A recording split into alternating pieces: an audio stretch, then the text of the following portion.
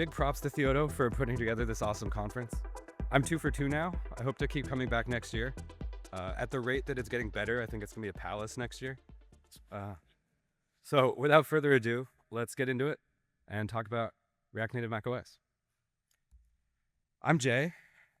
This is me in a minion hat coding in the snow in minus 20 degrees, as I do. I'm the CTO of Bravely, a mental health startup, and I make some open source libraries, Legend List and Legend State.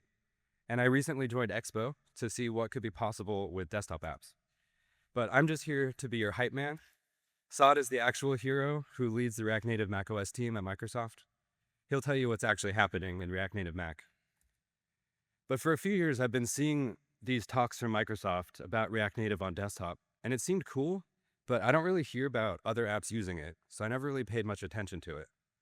But then I tried it out just to see if Legend List would work in it, and I was blown away by how incredibly good it is. I've been playing with it and making some apps, and it's seriously really good, though it has some rough edges. I've been exploring all the benefits and downsides, and I think it's now time to take React Native on desktop seriously. I got so excited about this that I joined Expo to explore how to make desktop apps better. Because it's just really good. It makes tiny, fast apps, and it's got that familiar React Native dev experience that we all love. But first, we need to ground this in the current state of desktop apps. When people are building a desktop app, they have basically two choices. You either build it fully native, or you build it as a web view. Going fully native requires building 2 entirely new apps in 2 entirely new languages, in addition to any web and mobile apps you already have. So choosing a web view is usually the best decision, so you have time to actually release a desktop app at all. But it's a big compromise, and it punishes us users with these mediocre web apps. The most popular tool for building desktop apps is Electron. Raise your hand if you've ever used Electron. All right, pretty good. Mostly mobile app developers here, some Electron, all right. So Electron builds in a full Chromium browser and Node.js into every app. It even bundles in FFmpeg because Chromium depends on it, even though most apps don't need that. A Hello World app is 268 megabytes, runs 4 separate processes, and uses 83 megabytes of memory. And that's because it's a whole web browser. The way it works is you have a renderer process for the web view, which is an instance of Chromium, and you have a main process for the app itself. These 2 processes communicate through inter-process communication. The main process then runs Node.js to do system things, and then it passes the result all the way back up all these bridges. This adds a lot of DX and performance overhead to these apps. This is a simple example of how you would run native code. You have to post message from the web process over to the main process. So you have to stringify and parse the data across these bridges. Then you run your native code. And then to send the message back up to the renderer is even more complicated. You can implement a response stream using message channels, or there's some libraries to wrap it up. But that's a whole complex thing to just call a function. The newer alternative is Tori. It's also a WebView app, but it uses the system WebView, so it doesn't bundle Chromium, and it's much smaller. But then you have to deal with the platform differences of Safari on Mac versus Edge on Windows. And old OS versions will have old WebView versions, so you can't really use modern browser features. And you use Rust for the code in the main process, which is cool if you love Rust, but otherwise it's a whole other language you have to learn to build an app, and it's still a web view. A lot of the apps you use every day are Electron apps. Now, I don't want to throw shade on Electron or these apps. Maintaining multiple native apps in different languages is a huge overhead, so Electron is probably the best choice for most of these apps. You can even see my own app, Legend, in this list. That's part of why I'm so passionate about this. I've been mad about this for 8 years. So this is just the world we live in, where our desktop apps are web apps. Of course, the biggest app on my computer is not Electron, but that's a whole other thing. When I've been ranting to everybody I know about React Native on desktop, they tell me nobody really builds desktop apps anymore. But I don't think that's true. Electron's actually downloaded almost as much as Expo is. And desktop apps are just not as good as they should be. And maybe that's the reason they're not super popular, because they're bad. They're basically just 300 megabyte web apps that use more memory and fill your hard drive. So you might as well just use the web app. But what if they were actually good? I really believe that if desktop apps were significantly better than web apps, people would use them because they're better. So I think it's time to reverse the enshittification and make good apps again. We've actually been through this before on mobile, with Cordova and Ionic being wrappers around web apps. They were cross-platform and easier to build, but they were bad for users. Native apps are delightful, but they're hard to build and they need dedicated teams. So companies built cross-platform web apps, and everything was bad. But then React Native came in and saved everyone with delightful cross-platform web apps, and everything was good. To be fair, things were kind of rough for a while, but now it's really good. And React Native is so good now that our apps can be indistinguishable from web apps. But we've repeated history again on desktop. Companies are building cross-platform web apps across web and desktop while using React Native on mobile. So again, we have the same opportunity for React Native to come in and save everyone. So since we're already using React Native anyway, we can make React Native the cross-platform solution on desktop as well. Then instead of desktop apps being basically just giant heavy web apps, we can build incredible native experiences and share code across all desktop and mobile platforms. And we can fall back to the mediocre web experience when we don't have the app. Maybe we could eventually get to React Native everywhere, but that's a whole other thing. So the big question is, why React Native on desktop? Because it's awesome. The apps are tiny and they're fast because Hermes is fast. Our native modules are fast. They don't have to run a whole browser, and they don't have to communicate across a WebView bridge. And because React Native is native, it can be as fast as a native app and easily use native features. Resource usage is much lower with React Native. It doesn't include a full Chromium browser, but it does include Hermes. So the apps are slightly bigger than Tori, but they use much less memory than both. We all know size matters, but what's more important is how the app feels.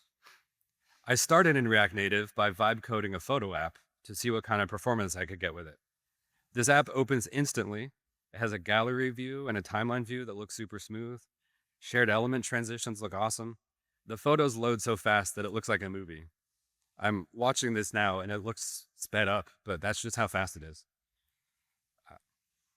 And then I made a music app to try to save my battery life. It can open multiple windows. Because it's not a web view. It can even drag and drop between windows. So not all of you are cheering for this. Clearly not many of you have used Electron, because this should be blowing your minds. And you haven't read enough Medium articles about how to post message between isolated Chromium processes. In React Native, this is just easy. It's just platform native drop events. We can even do cool animations on the windows. When the song changes, this overlay window at the top of the screen unblurs and fades in, and after 2 seconds, it blurs and fades out. Let's look at this in slow motion to see how cool this is. Codex made me a native blur filter in Swift, and it looks awesome. And multiple windows can also easily share state. They both use the same playback area component, and it's subscribed to global state, so it's synchronized. I actually didn't even think about this until I was already done with it, because it's just a given with React. Again, in the alternative, you have to post message between isolated Chromium processes to share state like this. But let's step this up a notch. React Native Mac supports Skia, so we can make this dope visualizer by having the native audio module tap into raw frequency data. That's pretty cool, right? But let's step it up another notch. We can make visualizers with shaders in Skia, so we can do this cool glowing radial cloud using the visualizer data. Or we can step it up another notch and go full 3D. So we can have these 3D visualizers in Skia using the power of the GPU. And why not? This is a native app. We can do whatever we want. This whole app using native Wind, a bunch of libraries and Expo modules and Skia, comes out to 35 megabytes, which is an 11 megabyte download when it's zipped. Compared to other Electron apps, React Native uses 90% less CPU to play an MP3 file. It's ludicrous that it takes 26% of my CPU to play an MP3 file. Just think about what's happened to us as a society. Playing an MP3 file uses more processing power now than it did 25 years ago on my Pentium 2. Back in my day, people cared about performance, and comparing memory usage while playing a song is just as ludicrous. Running a full browser with 6 different processes takes 800 megabytes of memory. 800! This should not be acceptable. React Native uses 90% less at just 72. It even beats Apple Music, the most native of native apps. Obviously, my app doesn't have as many features yet, but the memory usage is comparable to native. So React Native is pretty awesome, and it's been getting a lot better this past year, and Saad will tell you all about that.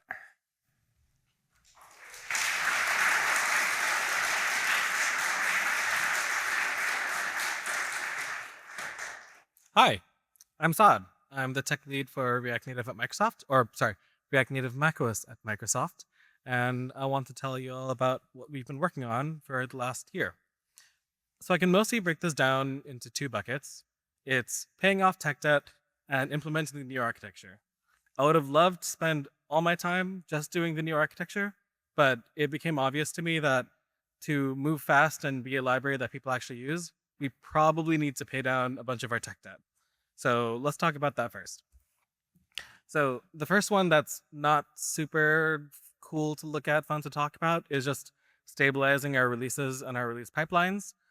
This is like the tooling to release the React Native Mac package was a hodgepodge of scripts, some that came from React Native, some that we have at Microsoft as open source tools, and some that are just like one-off bash scripts to like read a version number from a package.json.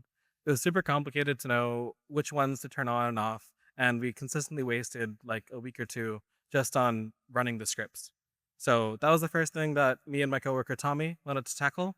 We decided to use a tool called NX-Release because we wanted to try the cool new thing, but there were a lot of choices you could have had. We also added a bunch of more PR checks in CI to make sure that the repo stays green and that we don't end up in a bad state. In particular, modern Yarn has a really cool feature called Yarn Constraints. I know all of y'all are still using Yarn v1. Yarn v4 is a lot better. Please upgrade. But yeah, so those 2 things really helped a lot. They took up like half of my time, but we're in a better state for it. And did it pay off? I think the answer is yes, because for the first time, we had the open source community drive one of the React Native macOS releases. Gabriel is at Expo. He works on the Expo Orbit app, which is, by the way, React Native macOS. And he wanted 79 so he could use SDK 53. And so he just went and did the merge and asked me about it. And I was like, oh, wait, this is awesome. Let me go write you like a little release guide so you have all the little details for how to do this right. So thank you. Speaking of guides and documentation, the other bit of tech debt that we had was that we didn't really have many docs. So what you're looking at is the React Native Windows docs. And if I bring my mouse over here and zoom in, you can find macOS right there. It's 2 pages. And it basically tells you how to make like a Hello World app and not much more than that. That's on me. I never wrote docs. Sorry about that. But we're fixing it. Now we have an actual React Native Mac docs website. Made from scratch. Yeah, I helped a lot. Thank you. As I was working on React Native Mac over the last year, whenever I did something that I felt like existed in my head, but maybe should be in docs, I'd make a note to add it. And they've grown a bit over the years. So we have a library we have a docs page for how to port your iOS library to macOS. That is helpful. We have a thing for how to do releases, which is the thing I wrote for Gabriel earlier. And we also have a page for all of the macOS specific props, like how to do keyboard focus and mouse hover events. We also have a page, also written by Gabriel, about how to install Expo modules and get the Expo CLI to bundle macOS, which is a thing I didn't know you could do until he wrote that guide. So thank you again. The next bit of stuff that we needed to work on was the new architecture. This is the part where we were most lacking, and we actually teamed up with Meta a couple of years ago to help us do this. Meta has some teams that want to do desktop apps. So we talked to them and we basically said, we'll keep on maintaining the repo. Y'all can take a fork of our repo, develop Fabric, go do all the things. Then every now and then we'll sync back up and get a bunch of your changes. And that way we can get it to the rest of the world.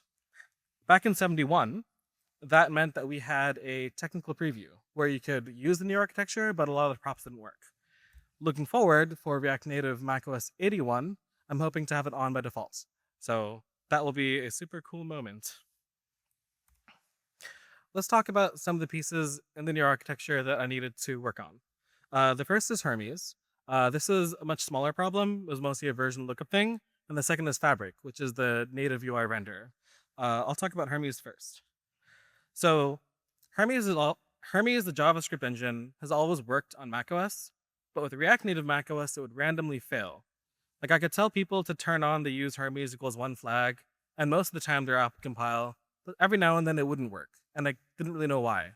And it was bad enough that we couldn't turn it on in our CI because then our CI would fail. And I'm like, what gives? What's happening here? Turns out it was super simple. It just took, people paying attention to pay down tech debt. It's a version lookup problem. React Native Mac is a fork of React Native, and so we might be like 1 to 2,000 commits behind React Native. But on our main branch, we would just use the version of Hermes that's 1 to 2,000 commits ahead. And if there are any breaking changes, it didn't work. We had the same story for our release branches. So if we're synced to 0.78.3, but React Native is on 0.78.5, we'd use the later version of Hermes, and again, breaking changes. So solution, just go add a peer dependency that says what version of React Native you like. And then for the main branch where you don't have a version, just use git merge base. I asked my coworker Adam to go fix that. He got it working. And now we have Hermes for 74 onwards, on by default, working super well. And we also get React Native DevTools because that needs Hermes. So you get to have the same cool developer experience improvements that Meta has been working on for a while. Awesome.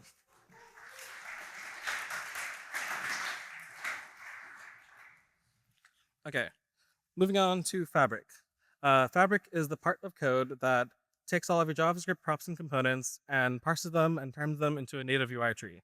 That's not entirely true. There's turbo modules and other stuff, but whatever. I mentioned before that in 71, we had a technical preview where a lot stuff rendered, but not all of the props worked. And in the last couple of months, I've been working on getting a bunch of Meta's changes to get everything else working. So where we're at right now is that all of the macOS props work, and we're just bug squashing through the React Native core props. We're not quite there yet, so I haven't released 81 before this talk, but stay tuned for the next couple of weeks. I'll be going hard with AI to figure out some obscure AppKit bugs. But yeah, we hope to have that soon. While I was working on Fabric and seeing how the code works, it is just better than the old render, which is paper. There's so many little and big things that they had a chance to rethink and redo. And that made it honestly a joy to go and re-implement a bunch of our props in Fabric. And I'd like to show you some of that in the form of looking at some of the source code in React Native, because I don't know, maybe you guys don't get a chance to do that often. So let's talk about prop parsing. Doesn't sound cool, but I like it. So okay, how many of y'all have written a native module for iOS before? Okay, that is a lot fewer people than I thought. So this is maybe a little less familiar, but if you have, okay, hold on. Mouse needs to be here. There we go. If you have, you might be familiar that the way you get JavaScript props in native is you have these really ugly looking macros. You basically pass JSON back and forth, and you have to convert it, and it's not too pretty to look at. And it gets even worse because for macOS, we have to have these if-defs in case iOS and Mac do something differently. So we used to just write everything like this, and it kind of sucked. In Fabric, all of the prop parsing moves to a shared C++ layer that's shared between platforms. So you can just define structs and classes that have the info that you need. You know the types ahead of time because of CodeGen, and now you can have nice headers that just look pretty and don't have lots of uppercase letters everywhere. This is great. So this is what you're looking at is called base view props, which is kind of the common props between iOS and Android. How would you do platform-specific props, like Android has elevation, for example? And that's where we get into a set of APIs I call the host platform model.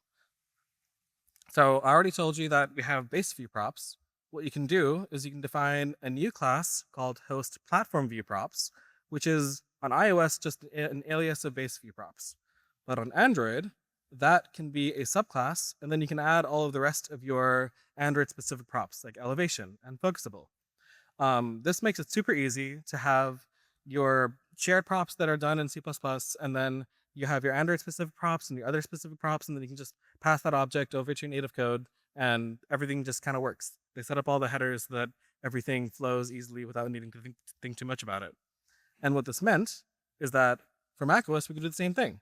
We also have a host platform folder with all of our macOS props, the same ones you saw documented earlier. In fact, I got the documentation by going to this file and then saying, AI, please generate docs for me.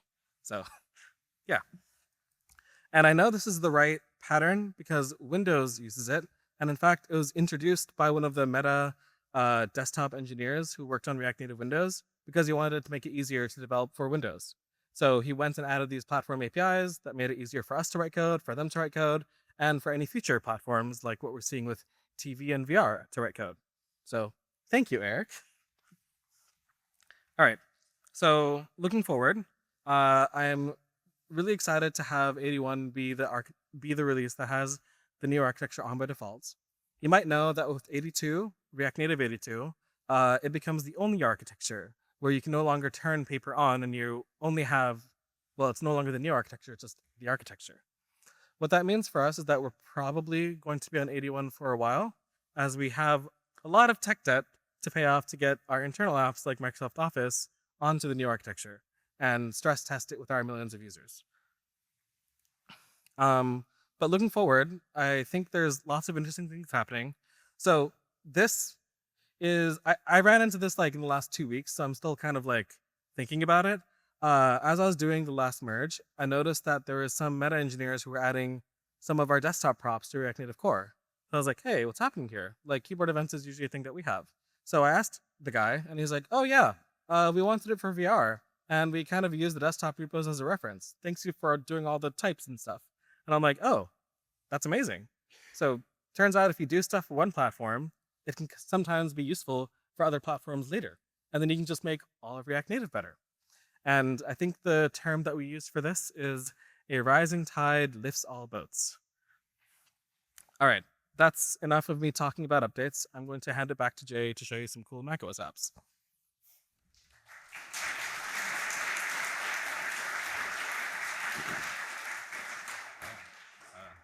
Hello again. So yeah, I want to show you some cool macOS apps. So Expo Orbit is this awesome React Native macOS app for launching builds or updates from EAS. It's this nice menu bar app which uses deep links to be activated from the web, and it runs OS simulators on your builds. It's pretty cool. And Sol, this great open source customizable Mac launcher app, is also very cool. Infinite Red is currently rewriting their powerful React Native debugging tool Reactotron using React Native Mac. There's even a guy building a browser with React Native.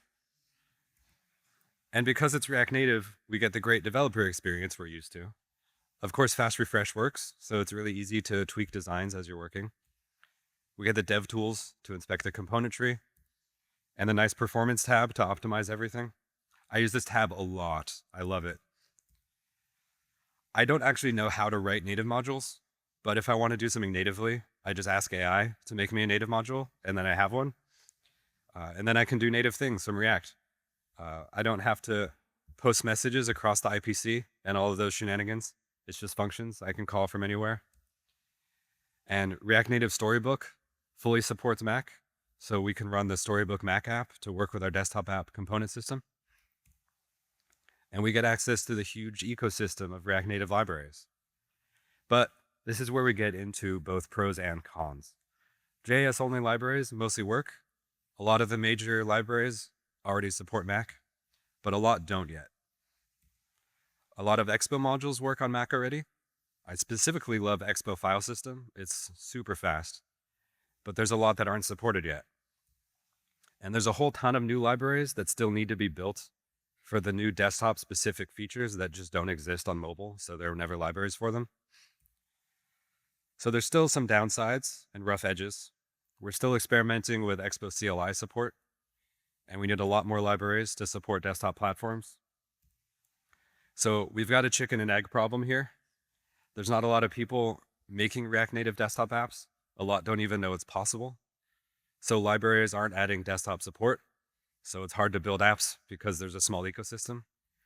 So while I would very much recommend React Native macOS to all of you legends, I think we need to smooth out some rough edges before I recommend it to everybody. So let's crack some eggs and get this ecosystem going. It's a wild west out there. Lots of libraries still need to be built. You could make your library the de facto go-to by just being first. If you have a library with native code already, please add Mac support. As Saad said, it's usually pretty easy to port from iOS. Just check the docs. If you want to make a Mac app, try doing it in React Native. It's pretty cool. So let's take React Native on desktop seriously. The new version with number 81 with Fabric is coming soon. Experimental CLI support is kind of in progress, making it a lot easier to use. So I hope you'll give it a try. I made a little repo that I'm linked there with just links to the documentation and all the apps I showed in the slides, so check that out. We're well aware that there's still a lot of rough edges and we're trying to smooth them out. So please talk to me or Saad if you're interested, and we'll either help you or connect you to the right people. Thank you.